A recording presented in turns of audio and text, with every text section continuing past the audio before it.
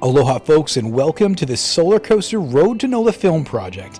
In this sector video, the big one, solar, we wanted to get a sense of some of the categories, the production and manufacturing methods, as well as how some of these approaches impact full life cycle CO2 footprint. We also looked at some new advances like dual use in BIPV solar roofs to agrivoltaics and even integrated systems like PVT or photovoltaic thermal. We started with Andre Richter, formerly of Meyer Burger, and jumped right into manufacturing. Photovoltaics is now more and more colorful in the last years. It gets more and more efficient. This is the reason. You can imagine all the PV cells, the different cell technologies, had been invented already 20 or 30 years ago. So today in the mass production, there's new stuff, but it's coming out from the lab into the mass production and from the lower efficiencies to the higher and higher efficiencies. So we have two photovoltaic streams. One you can say as an evolutionary stream. So you have a factory for PV cells, for example, and you upgrade and upgrade and upgrade to more and more higher efficiencies. And this is today the technology is called PERC, Pearl, PERT. These are some specific words for this kind of technologies, and so you can always maintain your capacity of the factory and upgrade your factory to higher efficiency. This is one path, you can say. There's a second path, and for the second path you need more or less a new factory style, and this is a heterojunction. And you can say the first path is a high temperature production, and the second path is a low temperature production process. Only for the solar cells now. Nothing to do with the solar. To not be unfair, there is a third path as well, very well established for many years. It's a thin film technologies, also photovoltaic thin film, like famous company like First Solar with the cadmium telluride concept or the CIGS concepts. So this is a own category, you can say. But the very interesting is, for example, for the heterojunction. The heterojunction is a cell-based technology, but in combination with a thin film. Can say in some way heterojunction is a combination of the known first path and the third path together in one new. Every path is very sophisticated at the end because you are always operating at the cutting edge of each technology. Every production path is a little bit different or very much different, but you have to optimize the process as much as possible. And this is complicated for every path. So this makes it more that the manufacturers are changing the technologies because they like seeking for higher efficiencies. And now it's interesting to see it's not only the efficiency of the solar cell, of course, efficiency and the cost of the production. You can imagine high temperature concepts maybe need more cost because you have high temperature.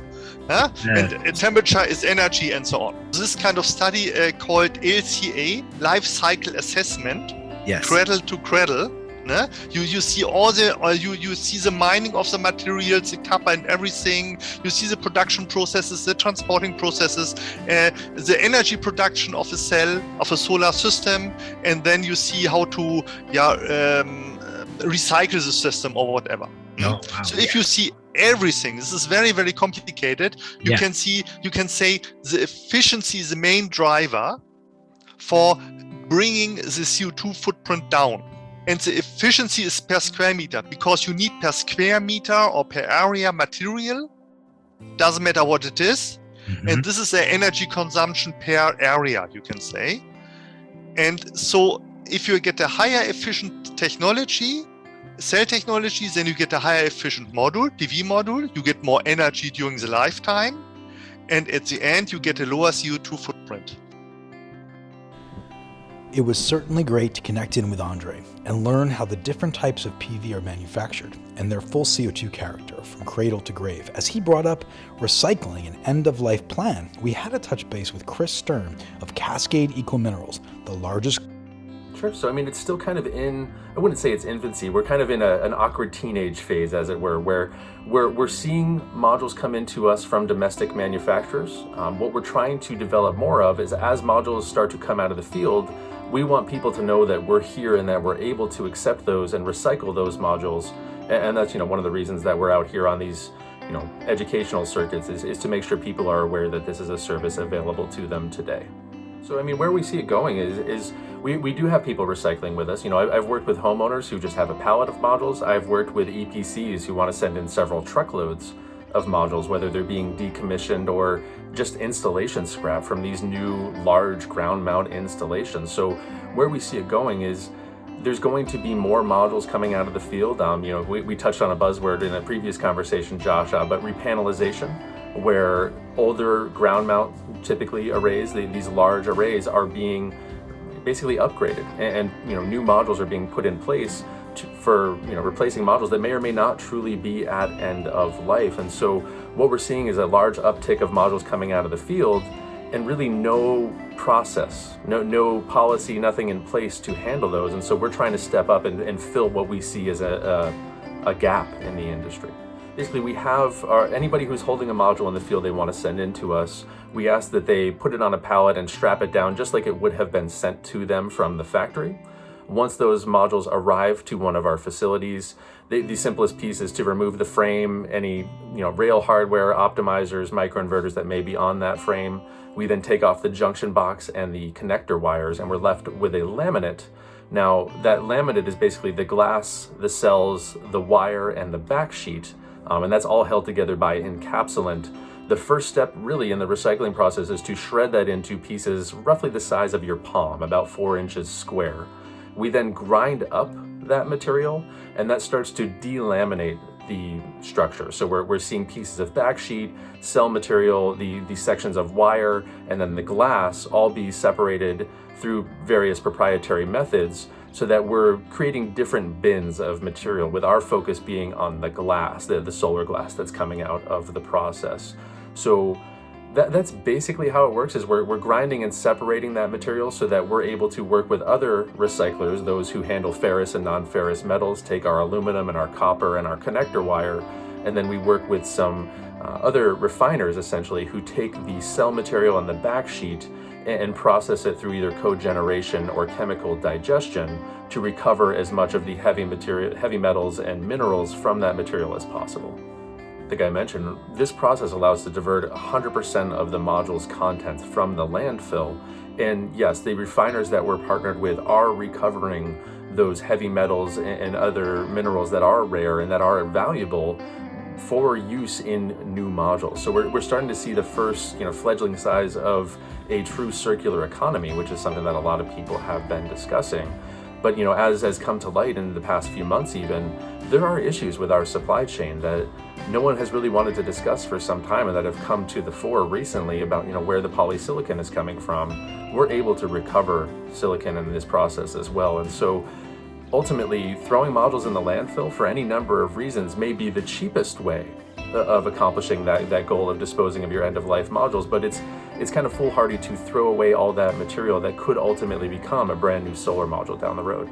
Now, with some sense of how PV is recycled and the coming wave of recycling needs, I wanted to get into more of these new types of solar, those performing more than just simple electrical generation, but dual-use concepts. And one fellow we met in Colorado, Mr. Tibor Hegedus, was working on applying a unique configuration of bifacial solar cells and a single-axis tracking structure to the hundreds of miles of snow fencing throughout the Midwest.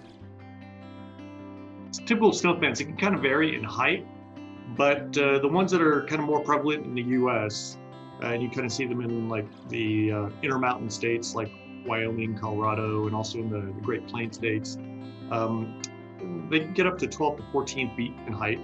And then the linear distance is really kind of based off of what the actual needs are for the highway maintenance. But in essence, these structures, like I mentioned, are about 12 to 14 feet in height.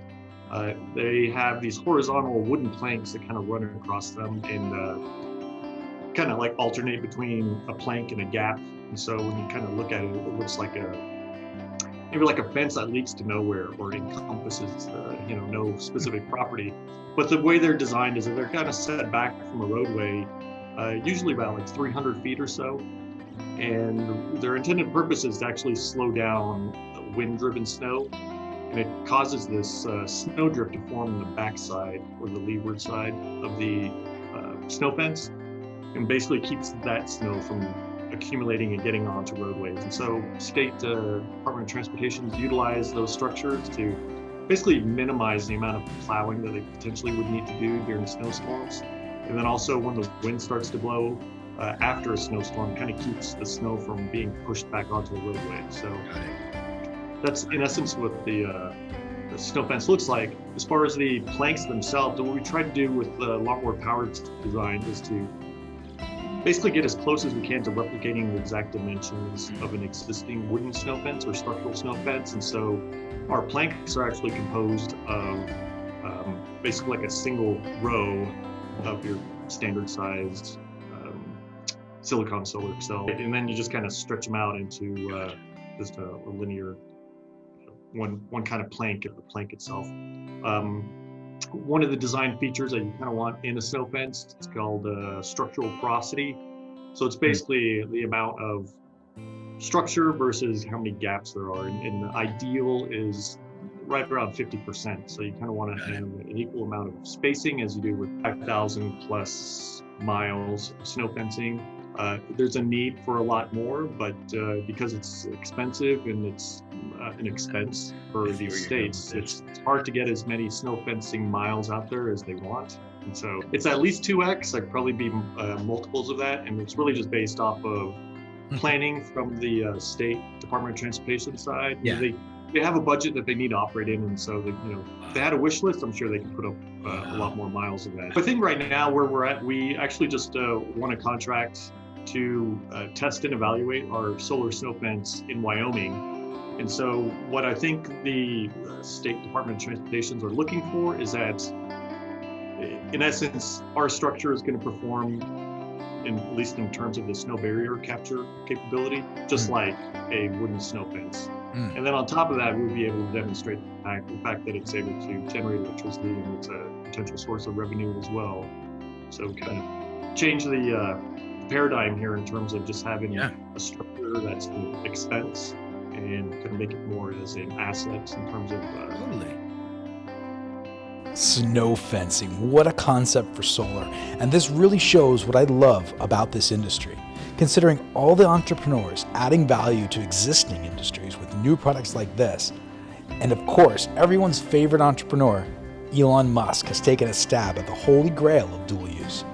BIPV, Building Integrated Photovoltaics, commonly well known as the Tesla Solar Roof. Solar Glass V4 at the moment, I believe. And since we know some of the installers in Kauai putting in the first systems, with all the potential around replacing dumb roofs and for housing starts with solar, we had to sit down and hear how the first TSRs have been playing out. Somewhat of it's an exciting story, and it's somewhat of a roller coaster of its own. Beginning a little bit, by the time that Tesla Partners got this, it was already on its third version, V3 Solar Glass, it was called, when it was first presented.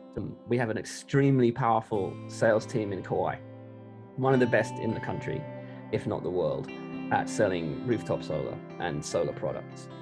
And you guys might know that County of Kauai has one of the highest disposable incomes in the United States, potentially the highest, overtaking Connecticut and Newport Beach, Poco Beach. So there's money there to play around with new toys. And so we started there, and we went at it, and we signed up a bunch of customers. In fact, we built a pipeline of over 150 customers out of a population of 45,000. And that, if you're thinking 10 kilowatts, 20 kilowatts a customer, you're like, okay, damn. That was significant. So we got Tesla's attention loud and clear with our ability to sell clean tech toys.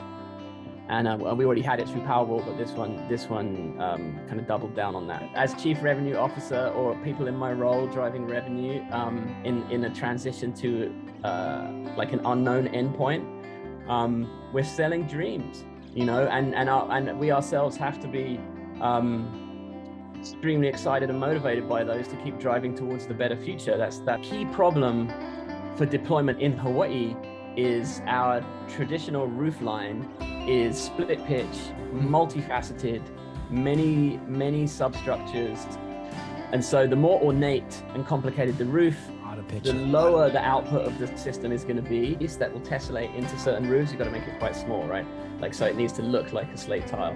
So you can't, you know, and then there are stringing issues, and then different in every case as relates to dummy tiles and live tiles.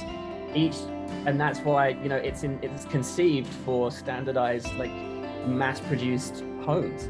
Right. And that's where it will scale, and that's where it will have its most impact. And those homes will modular building or something where it's in a factory. Exactly. I mean, if you see the house that Alon moved into in Texas versus when he moved out, yeah, I love those things.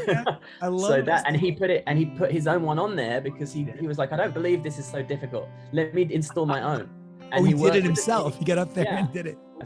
So, yes, the inverter is like a bundled inverter with, you don't go out and source the inverter from a third party. It ships with the product. Comes currently in 8 to 4 kW blocks, but as everyone knows, Tesla's in the middle of launching a product that includes a solar inverter. So as the battery that includes a solar inverter, so as that rolls out, it'll probably find synergies with Solar Roof, and it'll be even less boxes. There's another product coming from them which is super disruptive around whole home backup, which will remove even more boxes and the gateway from the install. So it'll be a very, very clean 1 or 2 boxes on the wall, hopefully all around the battery with the only thing that you'll see. And then the experience is one of seamlessness as relates to waterproofing, energy production, tax credits, payback, and aesthetic. After talking with all these great people, I found myself wondering what other types of solar will be invented and will ultimately contribute to the 1 terawatt of energy we need to deploy annually to begin to meet the challenge of climate change. Space-based solar, maybe. And while we ramp up production and focus on reducing the CO2 footprint across the full life cycle, we need to bring about a policy and business case for the recycling of PV. There's a carbon footprint in these different processes and equipment, and if carbon offset is the name of the game, then each step is hyper relevant to get right. There were